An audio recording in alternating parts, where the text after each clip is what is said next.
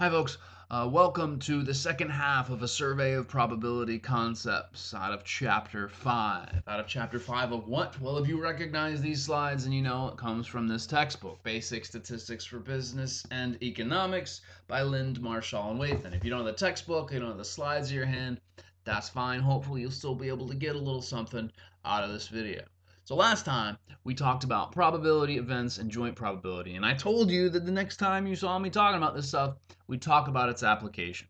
Here we go. We're going to talk about addition rules, the complement rule, multiplication rules, and how to use contingency tables to calculate probabilities.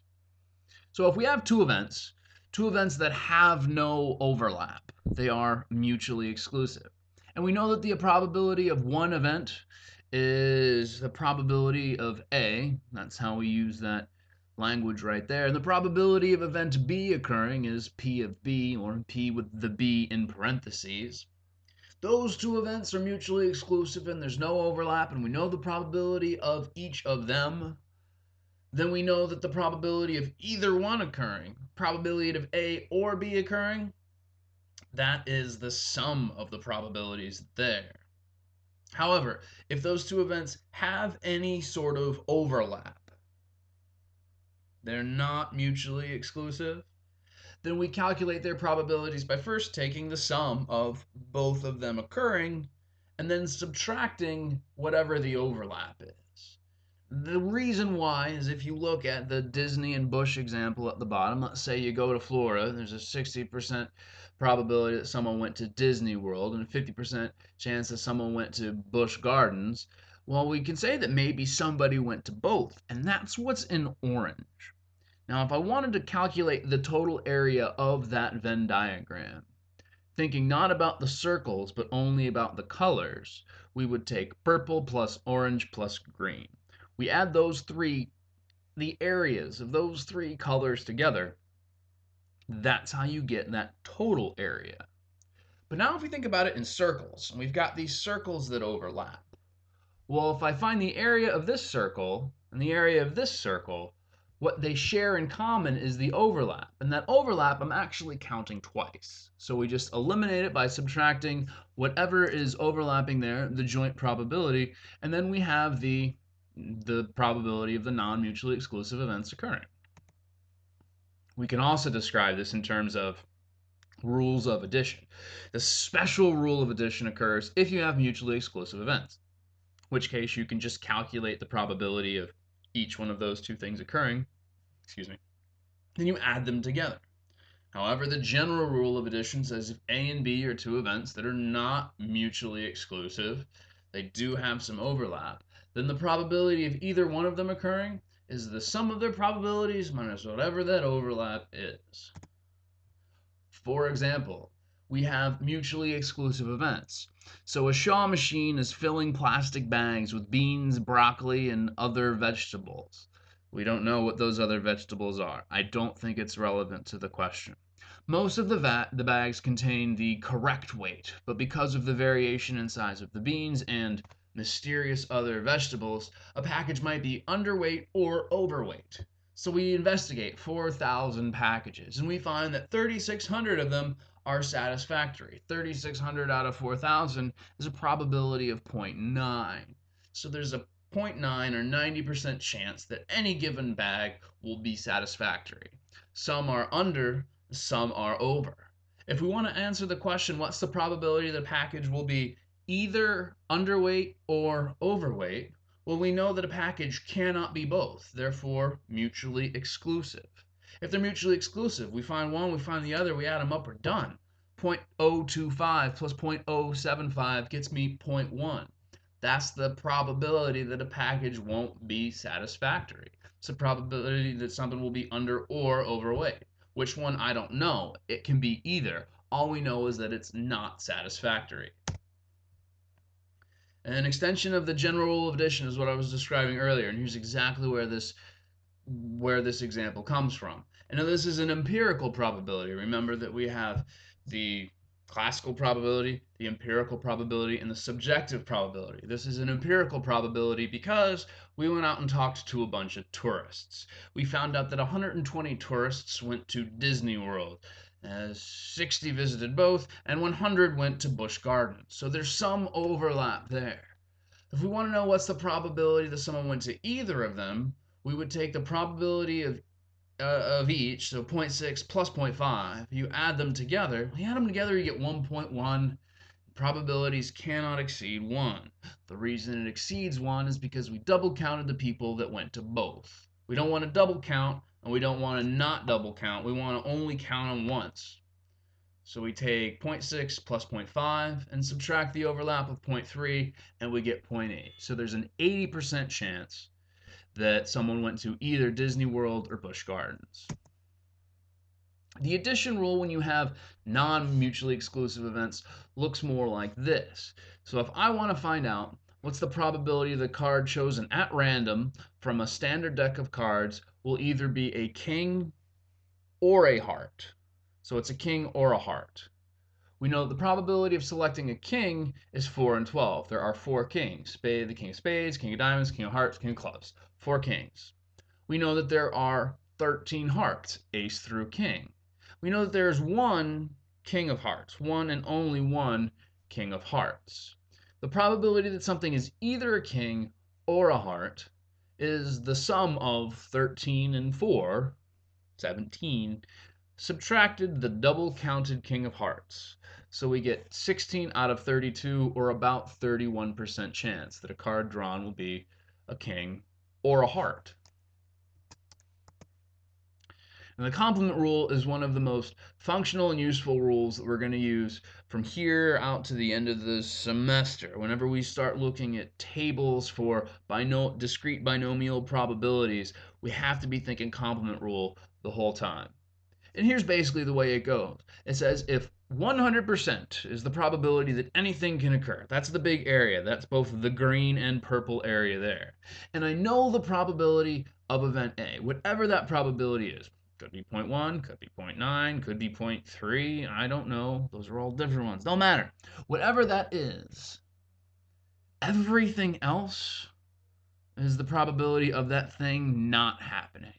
So symbolically, the probability of A is what's in purple. The probability of not A, that tilde, that squiggle there, that means not. It's a tilde. So the probability of not A is everything that's in green. Well, if it happens or it doesn't, either one of those occurring, that's 100% of the time, or 1. Probability of 1. If we want to find the probability of just event A occurring or just not A occurring, and we know the probability of the other one, we can subtract it from 1 and we find out what the total is. We can go back to that Shaw machine example here, that mixture of beans, broccoli, and other vegetables. But most of the bags contain the right weight, some of them don't. If I want to use the complement rule to show that the probability of a satisfactory bag is 0.9, I would first have to find out what's the probability that one of these is unsatisfactory. Well, unsatisfactory would be either above or below that satisfactory weight.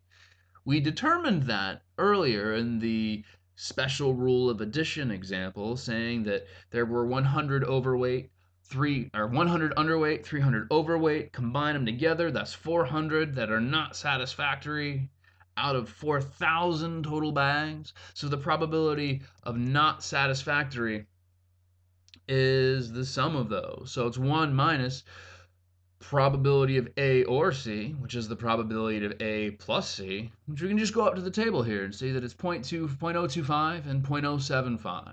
That's the probability of being under or over. The probability of them put together, special rule of addition, is 0.1. Therefore, the probability of a satisfactory bag is the probability that it's not unsatisfactory, or 1 minus unsatisfactory, which gets us to 0.9. The special rule of multiplication is the third rule that we're going to talk about. It requires that events A and B, or whatever events you're talking about, that are there independent. Two events, A and B, are independent, we described in the last video, is if the occurrence of one has no effect on the occurrence of the other. Remember the adage that the dice have no memory. So this rule is written here. The probability that both of these independent events occurring, probability of A and B, is the probability of A times the probability of B. Here's an example here. So AAA revealed that 60% of its members made airline reservations last year. 2 members are selected at random. Since the AAA members' number is very large, we can assume that R1 and R2, so respondent 1 and respondent 2, are independent. So there's just this whole massive amount of AAA members, and we're going to select that one and that one, or that one and that one, just selecting 2 at random. With that very large sampling frame, we're able to say that the picking of one and the picking of the other, are both independent. A lot of times in problems, you may either be told that these things are independent, or you'll see that it'll say with replacement. If we're drawing jelly beans cards or anything with replacement, then we know that it's independent. Here, it's actually stated in the problem that these 2 things are independent. So we said 60% of its members made airline reservations last year. What's the probability that both made airline reservations last year? Well, the probability that R1, respondent 1, made an airline reservation last year is 60%. The probability the second member made an airline reservation, also 60%. Everybody we talked to, 60% chance that person made an airline reservation. What's the probability that they both made airline reservations? Well, that's 0.6 times 0.6. 2 independent events, each of which have their own probability. 0.6 times 0.6 gets us to 0.36. Now, these are really, the multiplication rules are really useful for a number of probabilistic things. So, for example, let's say we wanted to find out the probability that someone was born on Saturday.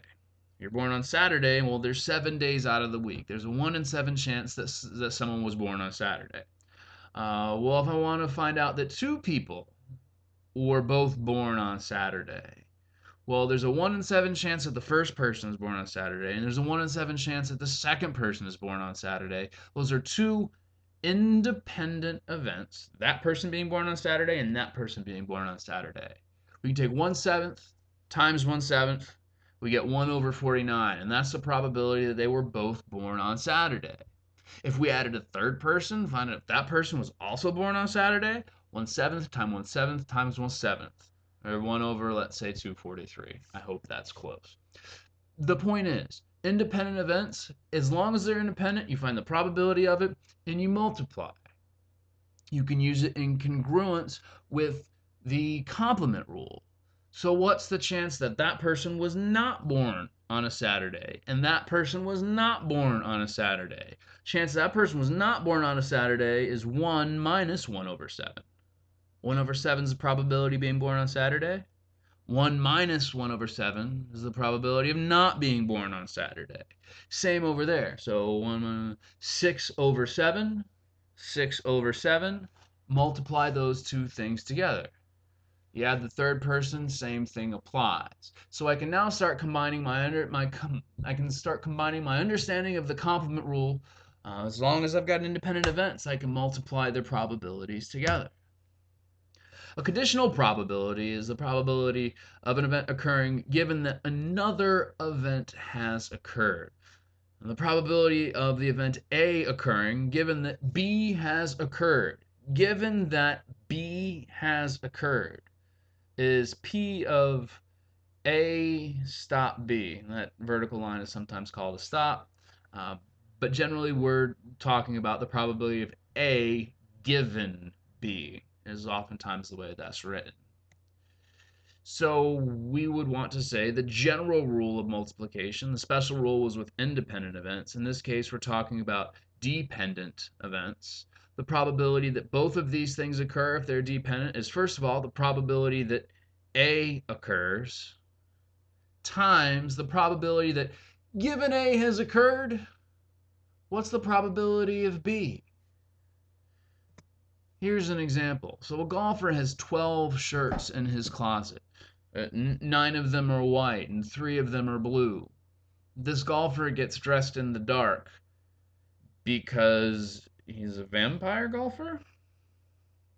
So he just grabs a shirt and he puts it on, and he plays golf 2 days in a row and doesn't do any laundry. So we're not gonna wear the dirty shirt. Shirt's dirty. We throw it in the trash. This is where dirty shirts go. And then we get the next one. So the first thing we have to find out is the question. It says, what is the likelihood that both shirts selected are white?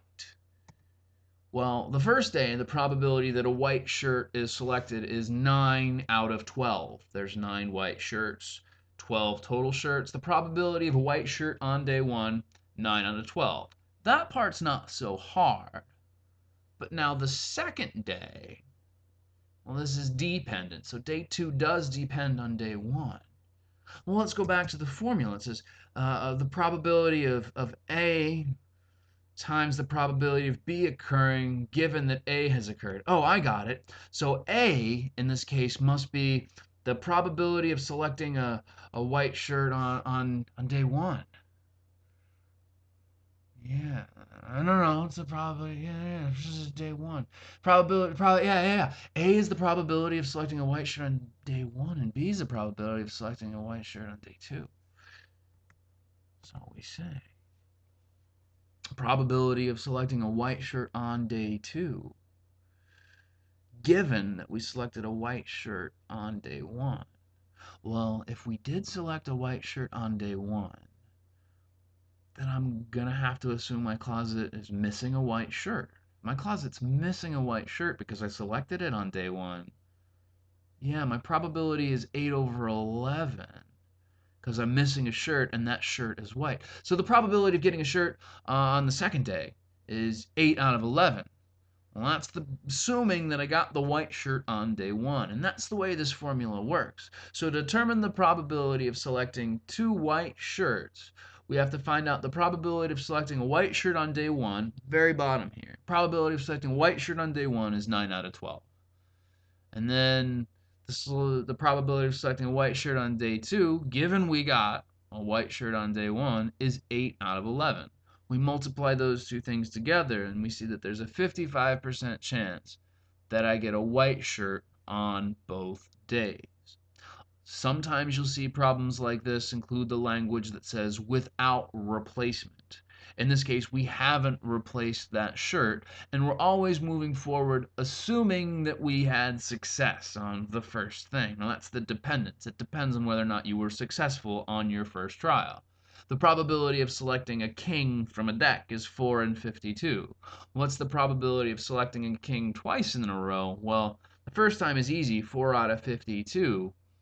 But the second king depends on us having gotten a king the first time. We remove one of the kings, we remove one of the total cards. The probability of getting a king on the second draw, given that we got a king on the first one, is 3 out of 51. So then we got to multiply 4 out of 52 times 3 out of 51. And that's the probability of getting a king on 2 consecutive draws.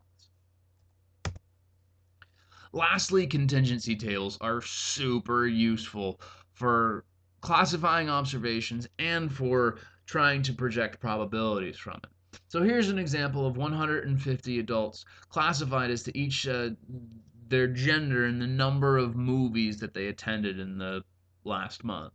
Each respondent is classified according to 2 criteria. The number of movies attended, those are our row labels, and our column labels are gender, men and women. We can see across the bottom, there's our marginals, and across the side, there's our marginals. In total, we have 150 people. So a sample, in this case, if I wanted to find out the probability that the person I selected at random from this survey, I'm just going to call one of them up. Say, hey, what's up? The probability the person I call up is a woman is 80 out of 150. There were a total of 80 women surveyed, a total of 150 people talked at all together. So 80 out of 150 reduced as a decimal. That would be the probability of me speaking with a female if I called somebody up at random. And we're going to see how these two things might lead to the concept of dependent events. But what I'd really like to do is investigate how we can use the numbers exactly in this table to extract the probabilities directly. For example, if I wanted to find the probability, I'll call somebody up at random and say, what's the probability that that person was a man who didn't see any movies last month? Well, I know that there are exactly 20 people who fall into that category. 20 people out of a total of 150. That would be the probability, whatever that quotient is, when you divide 20 divided by 150, that decimal, that quotient, that's the probability of person, I call it random, being a man who saw no movies. When we talked about independent and dependent events, we included a temporal or time component, generally thinking if I've got a closet full of shirts, I'm going to wear one today and one tomorrow. Tomorrow comes after today, and the only thing in between tomorrow and today is time. In this case, well, I can know exactly each one of these particular individuals that lands in this contingency table has specific characteristics. So all I need to do is go to the cell that meets that exact characteristic, divide by the total number, and I know what the probability is that if I call somebody up, they're going to have that characteristic. Well, here's another example that maybe we start thinking about the order in which questions are asked. There might be a temporal component, but regardless, we're still looking at a dependent example, and that's where contingency tables are useful as well. What we have here is a survey of 200 executives talking about their loyalty. In one case, we said if you were given an offer by another company equal to or slightly better than your present position, would you remain with the company or take the position? It's a question of loyalty, and those are our row labels. You would remain, that's the response A1. You would not remain, A2. So A1 are our loyalists, A2 are our defectors. The responses of the 200 executives were cross-classified, cross-tab, put in this contingency table with the length of their service within the company. Probably trying to grasp, well, is someone going to be more loyal if they've been here longer? Maybe less time makes them more likely to stay. Who knows? But there might be a relationship between how long you've been at a company and how loyal you are to that company. So there's these 200 execs, and they're all classified here. Question at the bottom. What's the probability of randomly selecting an executive who is loyal to the company, would remain, A1, and who has more than 10 years of service? Well, it's 10 years of service is the far right column over there, B4. The example I illustrated before might suggest that 75 out of 200 fit that classification, and that's its probability. Perhaps we'll see that. But if we want to talk about these things as being dependent events, we need to look at them one by one. First, event A. The randomly selected executive will remain within the company despite an equally or slightly better offer. Will they be loyal? There are 120 executives who said they would remain loyal with the company. 120 out of 20. We know nothing about how long they've been at the company. All we know is that there are 120 loyalists. Part 2. If the randomly selected executive has more than 10 years of service with the company. So now we're looking at that intersection between someone being a loyalist and someone having been there for more than 10 years. Now our question is, given the fact that we're talking to a loyalist, of whom there are 120, given A1, that's why it comes after that vertical line A1, given that A1 is true, 120 people, how many 10-year or longer people are there within that 120 loyalists? Now that's the conditional probability, and that's what you see where it says P B4 given A1. That's the probability of someone having been there for 10 years given the fact they're a loyalist. In order to calculate that dependent, that using the general rule of multiplication to combine these two things, because we have two dependent events. First, what's the probability that someone we call up is going to be a loyalist? And that's 120 out of 200. Then given the fact that we're talking to a loyalist, what's the probability that that person has been there for 10 years or more? Well, 75 out of the 120 loyalists have been there that long. You multiply those two things together down at the bottom, 120 over 200, 75 over 120. 120s cancel out, and we get 75 over 200. The loyal execs with 10 or more years experience is 75. Everyone surveyed is 200. We can get there using the general rule of multiplication, knowing that they're dependent events, or we can go directly to that cell where that intersection is in order to find out that we've got 75 people there. And that's the probability. So in close here, we've talked about in chapter 5 these concepts. Note things like permutations and combinations and factorials and counting. Those things are excluded from chapter 5 because my focus is not on the probability and the counting rules so much as it is how to use the probabilities to get to statistics. So we're going to, in the future, be looking at things like binomial probabilities and other probability distributions that require you to use the complement rule to apply appropriately to the table, or if we're talking about how likely it is that at least one thing or at least two things have occurred, it's much easier to calculate the likelihood that it didn't occur and subtract it from one, and that gives us the likelihood that it will occur at least once, as opposed to calculating each of those and adding them all up. Sure, they're mutually exclusive, and you can add up probabilities of mutually exclusive events in order to get the probability that any of them occur. Or if you have mutually exclusive events that are also collectively exhaustive, in many cases it's easier to calculate one single probability for the thing that is exactly not what you're looking for. Subtract that from 100%, and then everything else becomes true because of the complement rule. Chapter 5. Probability, we talked about experiments, outcomes, and events, classical experiment, and subjective probability. We talked about the nature of events being mutually exclusive, collectively exhaustive, as well as independent. Or not. Sometimes they're not those things. The concept of joint probability, that overlap in the Venn diagram. How the special rule of addition can be used for mutually exclusive events. How the general rule of addition is used for non-mutually exclusive events. The complement rule, 1 minus, my heart goes out to you, complement rule.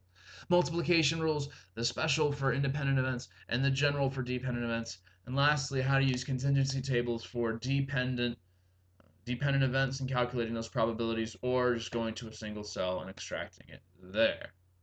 That's chapter 5. I never know how to end these things. I'll try to do better next time, PTI.